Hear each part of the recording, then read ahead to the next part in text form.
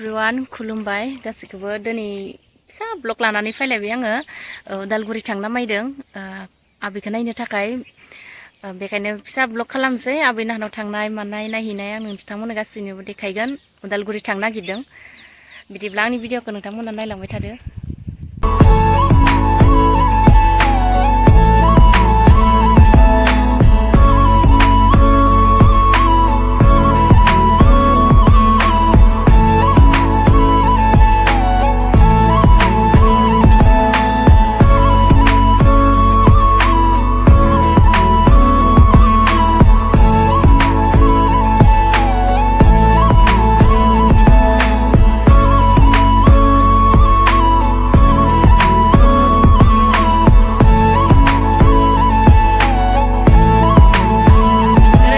गाज्रि लामाया दंग आथिं सुलायलायनांबाय ओरैबायदि गाज्रिखा दा बे ससेनिफ्रायसो पाक्का लामा मोनदों जोंनि बे ससे बैखिनियावथ' पुरा मैलामोन आरो दायो जों आथिं सुनायमोन दायो आरो थांफिनलायनोसै।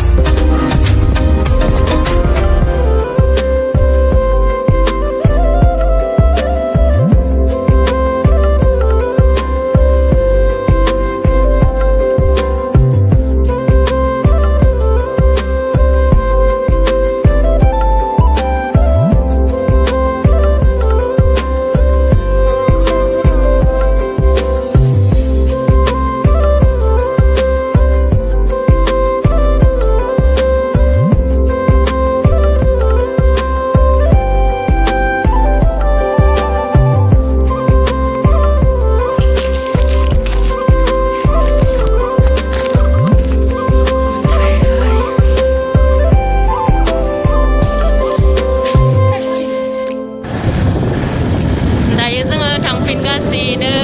उदालगुरिनिफ्राय न'थिं ओरैबायदि सान्दुं हायबाय दायो थांगासिनो।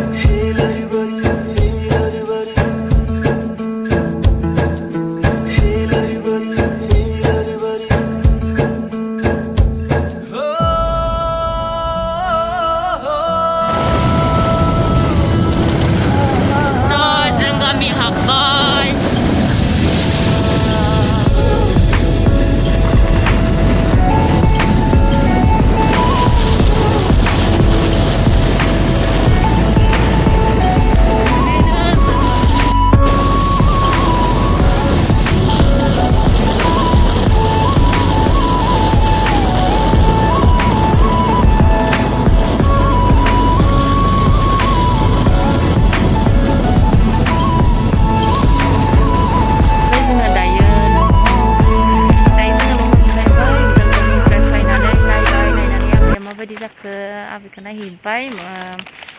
प्रेसार जादोंमोन आरोना आबैया बे कारनाव जोङो नायहैदोंमोन आबैखौ आयंमोननाव दायो जोङो